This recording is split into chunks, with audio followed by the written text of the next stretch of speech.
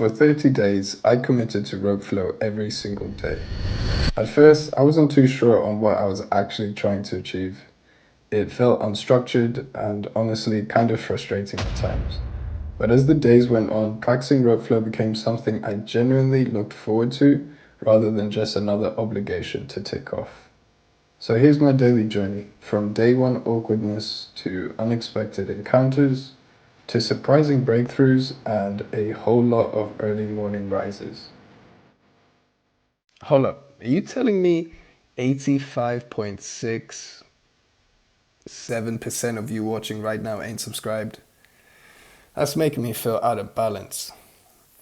Restore the order. Hit subscribe. Alright, back to the video. Day 1. I'd been meaning to play with elevation for a while. How did rope flow at height affect range of motion? I felt stiff in the shoulders, but certainly curious. How did extra space on either side allow me to open up and combine different patterns? This was a day of experimentation and looking odd. Day 2. I started using the rope as a warm-up before my jiu-jitsu morning class, trying bat swings, cheetah tails, and attempting what I thought to be the peacock, but in reality was nowhere close. I didn't yet realize the peacock was in fact an overhand rope pattern. By day 3, I realized one big problem. I could do the anchor sneak smoothly on one side, but on the other, total struggle. Was it my lack of coordination or my lack of mobility in my right shoulder holding me back? Either way, it just seemed impossible. On day 4, my neighbor's cat kept me company, but my body felt pretty beat up from BJJ training the evening before. This was a day to use the rope as a way to stretch and just loosen up. Day 5, I started to notice minuscule improvements. My right anchored sneak was slowly getting better, painfully slow.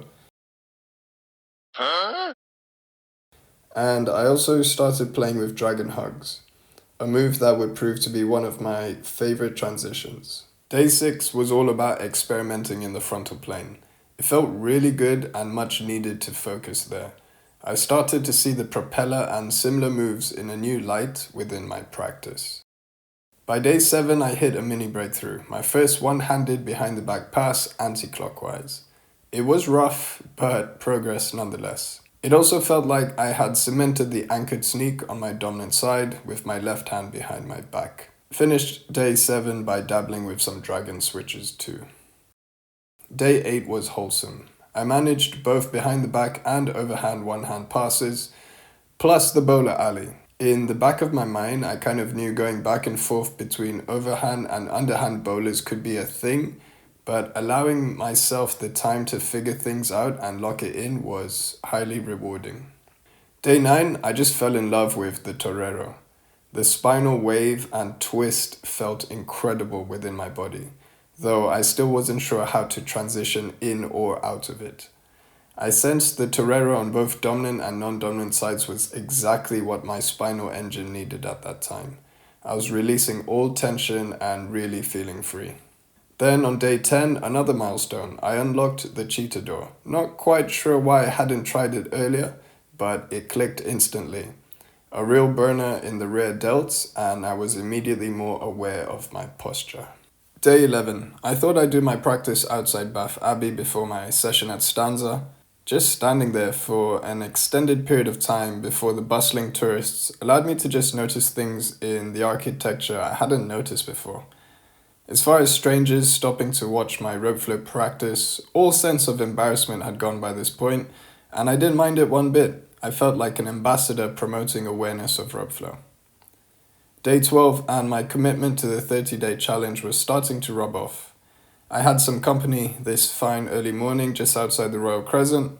We worked on single arm basics and together we unlocked the overhand sneak on one side. Seeing someone else make progress and achieve success felt even more rewarding than unlocking a move myself. Day 13 was less ideal. My attention and focus was put to the test by a reversing truck unloading Primark deliveries in the city centre.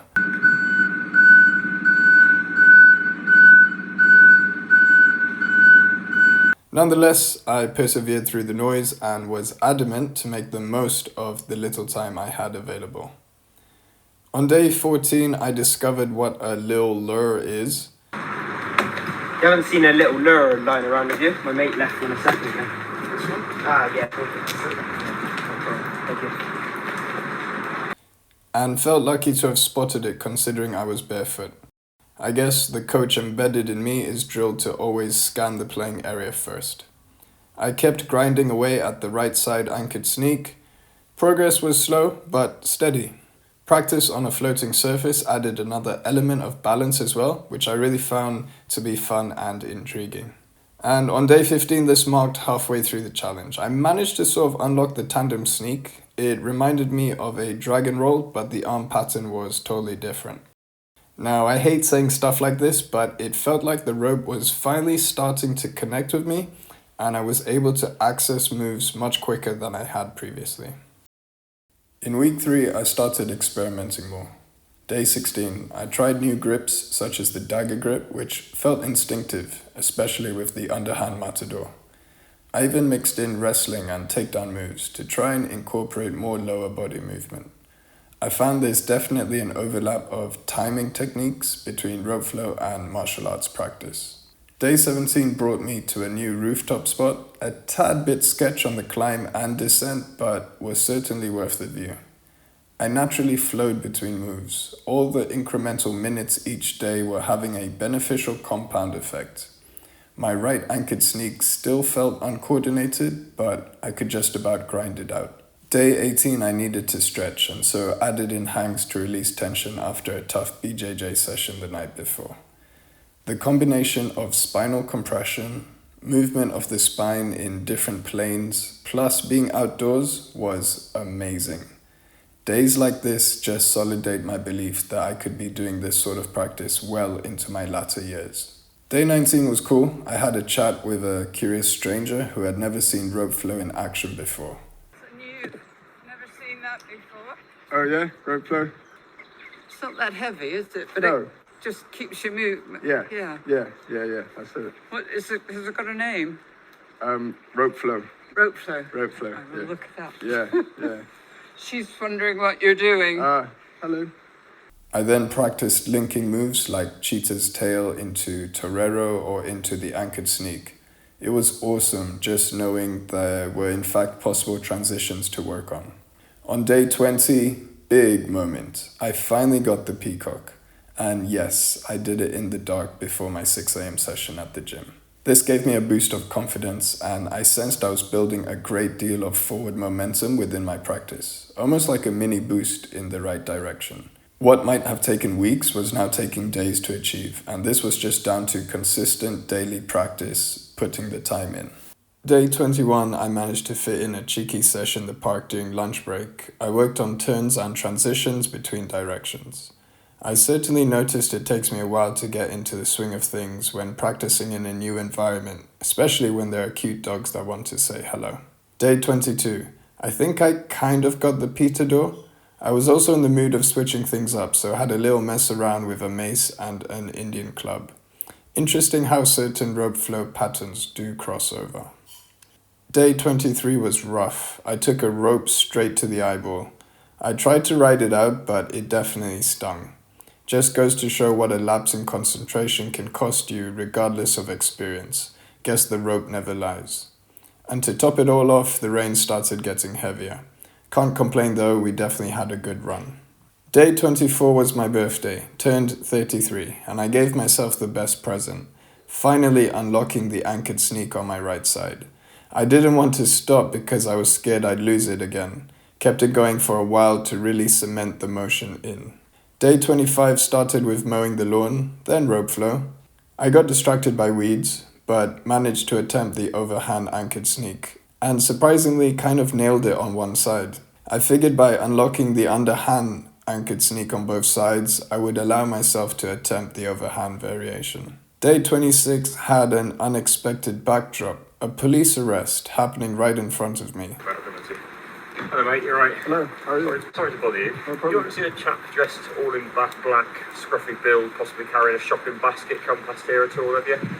No? No worries, mate. Thank you. Cheers. How long have you been out here? 10 minutes. Okay, lovely. Thank you very much. Cheers. 1 minute, 37 seconds later. Michael, you alright? Yeah. Good word, mate. You've been named as having been involved in a shop theft on at the One Stop, so you're under arrest on suspicion of theft.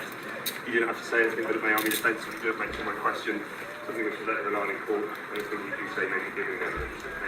Necessity for your arrest is to bring your disappearance for a prompt and effective investigation and to prevent further loss of damage to property becoming aware that you're a criminal shoplifter. Alright? Weird vibe, but I kept flowing. Anchored sneaks were finally starting to feel good and worked well as a transition out of the cheater's tale.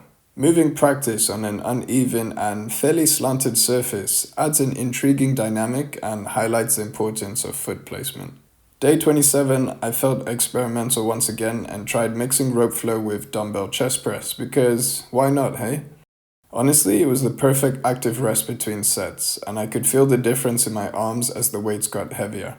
I'd highly recommend you give this saucy superset a go for yourself. Day 28, I started playing with the behind the back float, catch and release, and tried dagger grips again. It was nifty being barefoot. Having a proper feel of the ground instinctively made me want to work on single leg balances. Day 29, I experimented with rope flow in tighter spaces, as well as walking while flowing. Like I did in the park on day 18, it was cool to just try different rope pattern walks. I do think rope flow in general can all help us with our gait, and so it was worth seeing what felt innate and what didn't. And on day 30, the final day of the challenge, I tested rope lengths, figuring out how short is too short and vice versa. Wrapped it up by messing with drag and roll into behind the back float transitions. I had a little moment to ponder and remembered how far away 30 days seemed back on day 1, and yet couldn't believe how fast it all went. 30 days later, I can honestly say I've developed my rope flow practice beyond initial expectations. Moves that once seemed impossible for a long time were unlocked with a bit of patience and perseverance. At the start, I found certain patterns awkward, and my rigid movements made this all the more frustrating. But by the end, I wasn't just learning moves, I was understanding timing, which led to rhythm. I also developed transitions that encouraged creativity and flow. Rope flow changed the game for me. It's turned into more than a warm-up. It's become almost like a moving meditation, a mobility practice, and a creative outlet.